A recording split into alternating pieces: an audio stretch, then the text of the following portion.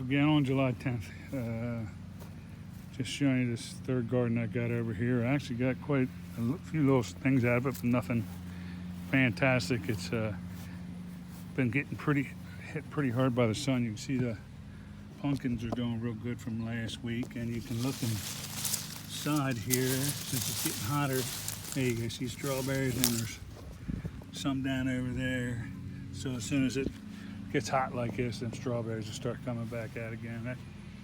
I picked 4 or 5 of these little purple bell peppers, but they're kind of the smaller type, and you can see the green bell peppers on that plant right there. They get bigger, but when you get so many growing on something, you got to take them out and use them, because it's like I got 2 squash growing off the same leaf right there, actually 3. So I'm going to have to pick them much younger because they're growing together. But you can see the hot peppers are still kicking on here. Take this one off here, try to give it some room.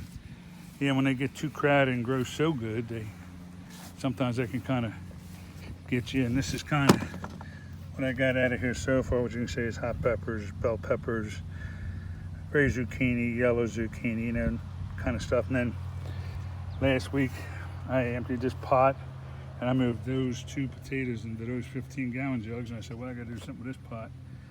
So I said I'd put in some butternut squash. So you can see that butternut squash is up and seeding and planting, and in this weather, within 2 weeks it'll start to get a little bigger. Within 3 weeks to a month it'll be more of a bush, and then we'll be able to see that butternut squash come up just like we like to.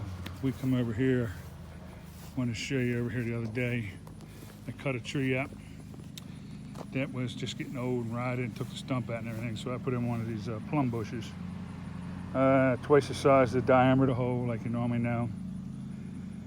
Big thing is mix half potting soil and half of the soil you have that's from the hole you dug.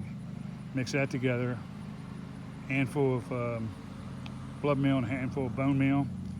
Water the wet out of it, and then just let it sit and water it every so often, and it will take off like crazy. I have 2 or 3 of these in my yard now that I grow, that I've put in, and this one's more of a shaded one back here, but you can see I've cut it down to kind of fit the area. It needs to be trimmed up, but I've cut it down. I got one over there on the far side of the yard, and one out front also too, that's way over there, that they just make the yard look so much nicer. Put some color, the red into everything. You can see the strawberries starting to come back in here. Blueberries, like I told you, are kind of dormant. Raspberries are kind of dormant right now. Not where I want them at, but when it gets too hot, they don't do much. And then I got the blueberries here that are still coming in nice. Mostly mint and strawberry in here, and you can see all the strawberries starting to come in. They get a little bigger, and they'll keep going. So I just boned and did all the meal on these, so we'll just keep on going. And that's garden number 3, and I'll talk to you next time the garden comes up, maybe a week or 2. Thanks for Jeff's Gardening Tips, and please like and subscribe.